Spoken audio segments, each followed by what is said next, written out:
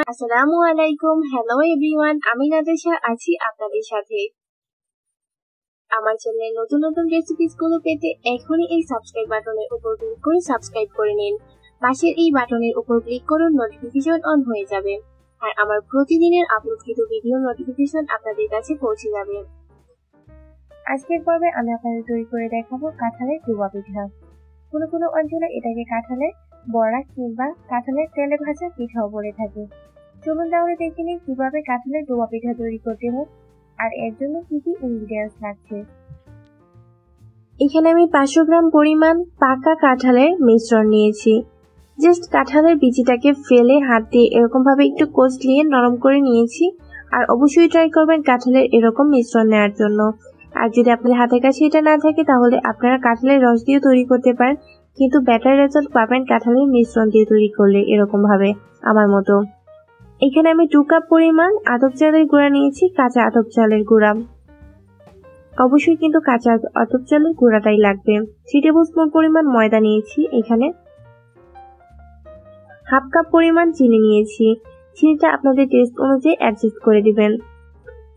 1 table spoon পরিমাণ full cream powder milk নিয়েছি। অবশ্যই কিন্তু ফুল ক্রিম পাউডার মিল্কটা লাগবে। অবশ্যই ট্রাই করবেন ফুল ক্রিম পাউডার মিল্কটা নেওয়ার জন্য। প্রথমে আমি কাঁঠালের মিশ্রণটার সাথে চালের গুঁড়াটাকে মিশাবো। এর জন্য প্রথমে আমি অর্ধেকটা চালের গুঁড়া দিয়ে দিচ্ছি। তারপরে কাঁঠালের মিশ্রণটার সাথে ভালো করে এরকম ভাবে হাত দিয়ে ঘুরিয়ে ঘুরিয়ে মিক্স করে নিচ্ছি। আর চিনিটা আপনারা অবশ্যই বুঝে দিবেন। কাঁঠালটা যদি একটু মিষ্টি হয় তাহলে চিনির পরিমাণটা একটু কমিয়ে দিবেন।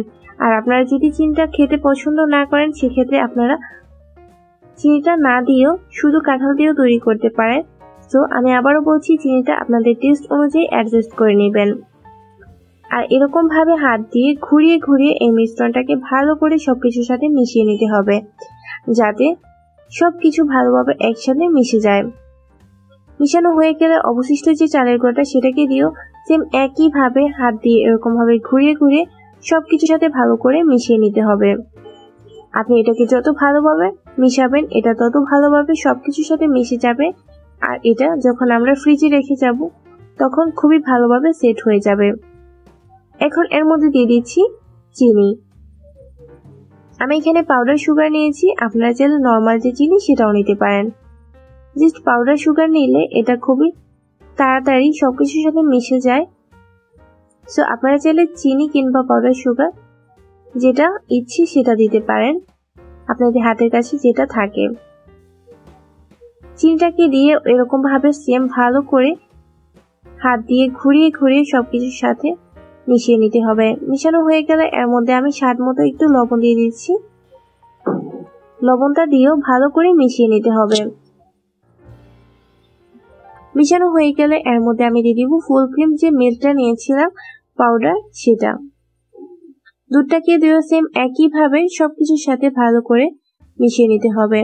আপনারা যদি আমার প্রতিটা স্টেপ লক্ষ্য করুন আর আমার প্রতিটা স্টেপ দেখে সেম একই ভাবে এই পিঠাটাকে তৈরি করেন তাহলে আপনার পিঠা অত্যন্ত স্পঞ্জি হবে আর খেতেও অনেক ভালো লাগবে। মিশানো হয়ে গেলে এর মধ্যে শেষে আমি অ্যাড করব ময়দা। ময়দাটাকে দিয়েও ভালো করে মিশিয়ে নিতে হবে। মিশানো হয়ে গেলে এটাকে 3 থেকে 4 ঘন্টার জন্য নরমাল ফ্রিজে রেখে দিব। আর আপনারা যদি নরমাল টেম্পারেচারে রাখতে চান তাহলে 1 থেকে 1.5 ঘন্টা রাখলেই হয়ে যাবে।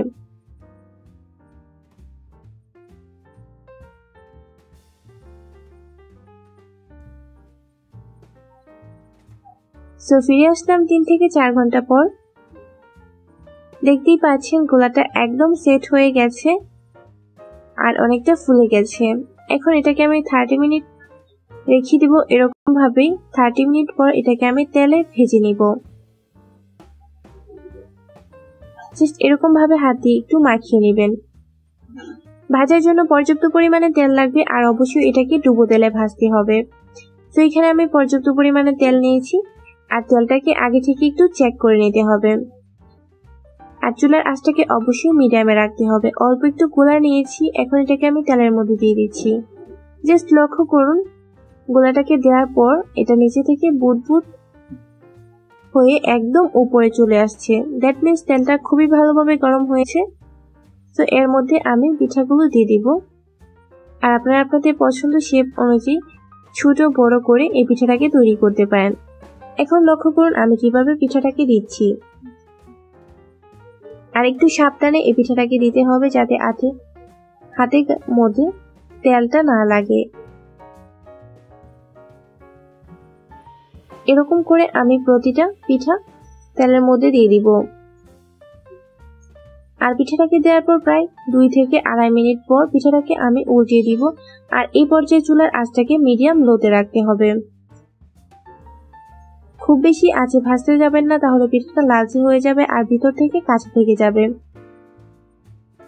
এরকম করে আমি প্রতিটা পিঠা তেলের মধ্যে এরকম ভাবে দিয়ে দিব।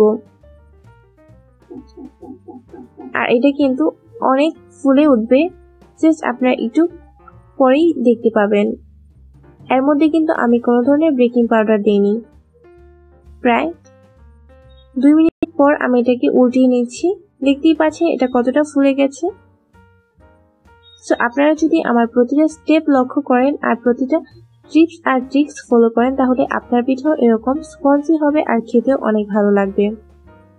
তারপর প্রতিটা পিঠা এরকম ভাবে উল্টিয়ে দিতে হবে আর এটাকে মিডিয়াম লো ফ্লেমে ভেজে নিতে হবে।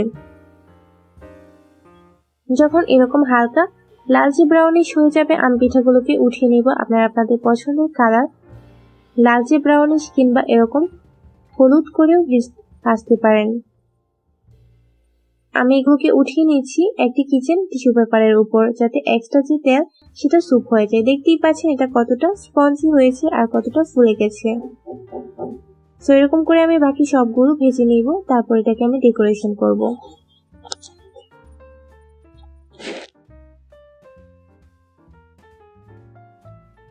সো তৈরি হয়ে গেল কাঁঠালের ডোয়া পিঠা। এটা খেতে কিন্তু অনেক নরম, অনেক স্পঞ্জি।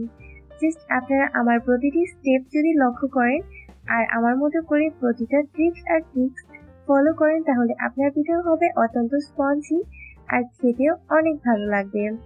আশা করি আমার আজকের রেসিপিটি আপনাদের ভালো লেগেছে। আর ভালো লেগে থাকলে প্লিজ আমার রেসিপিসগুলো আপনাদের সোশ্যাল মিডিয়াতে শেয়ার করুন। ফিরে আসছি খুবই শীঘ্রই আপনাদের সামনে আর নতুন করে রেসিপি নিয়ে। এ পর্যন্ত সবাই ভালো থাকুন, সুস্থ থাকুন, যত্নে থাকুন। আল্লাহ হাফেজ।